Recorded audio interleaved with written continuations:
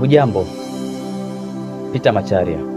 Leo napenda nizungumze kuhusu kifo cha kutamausha sana cha mojawapo wa manabii wa Mungu ambaye anaitwa Isaya. Isaya alikuwa nabii wa Mungu ambaye alihudumu wakati wa utawala wa wafalme kama vile Uzia, Ahazi, Yothamu na Hezekia. Baada ya kifo cha Hezekia, mwanawe ambaye aliitwa Manase aliingia katika madaraka. Lakini historia inaonyesha kwamba Manase utawala wake ulikuwa umejaa na wingi wa maovu. Maana jambo la kwanza, alirudisha zile ibada za sanamu katika Yerusalemu. Na Isaya alikuwa ni nabii wa Mungu ambaye alikuwa na misimamo mikubwa sana, hali kwamba alikuwa akikemea uovu huu na alisimama katika ukweli. Mara kwa mara tabiri ama Isaya alipokuwa anahudumu, alikuwa akizungumzia kuhusu ujio wake Mwokozi Yesu Kristo, na pia akileta wito mkuu wa watu kufanya matengenezo na kumrudia Muumba wao na kuachana na ibada za sanamu.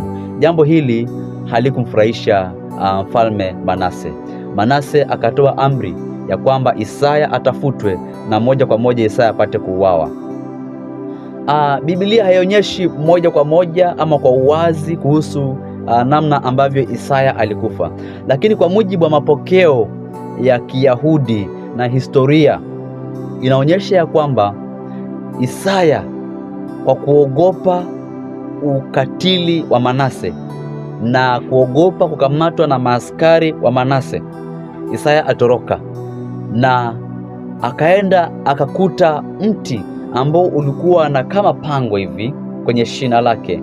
Na ni maajabu yaliyofanyika hapa. Kwa uweza wa Mwenyezi Mungu, mti ule ulifunuka zaidi na Isaya akaingia kwenye ile shina la ule mti, alafu kwa uwezo wa Mwenyezi Mungu ule mti ukarudiana tena. Ni maajabu sana mtazamaji. Lakini kuna mtu mmoja ambaye alishuhudia maajabu haya na akapeleka ripoti hiyo kwa maaskari wa Manase. Historia inaonyesha kwamba, ama mapokeo haya ya Kiyahudi yanaonyesha kwamba askari wale walipofika pale,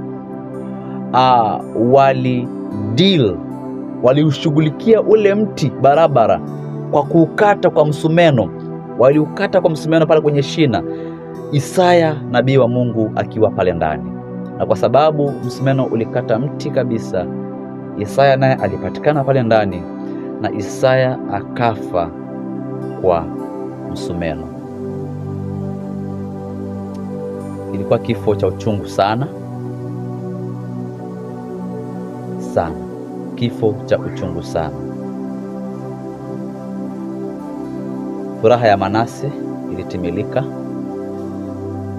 lakini kuna jambo ambalo la kujifunza kutokana na kifo cha nabii wa Mungu Isaya.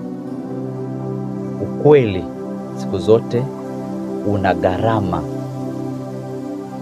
hata kuliko maisha.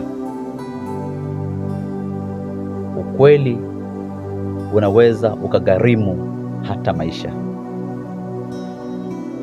Watu wengi kwa kuokoa maisha yao, watu wengi kwa kuokoa mahusiano yao na watu wengi kwa kuokoa majina yao makubwa, wamekataa kutoa ukweli wa neno la Mungu kama jinsi Mungu alivyowatarajia. Isaya hakujali maisha yake, japokuwa kama mwanadamu alijaribu kuyanusuru,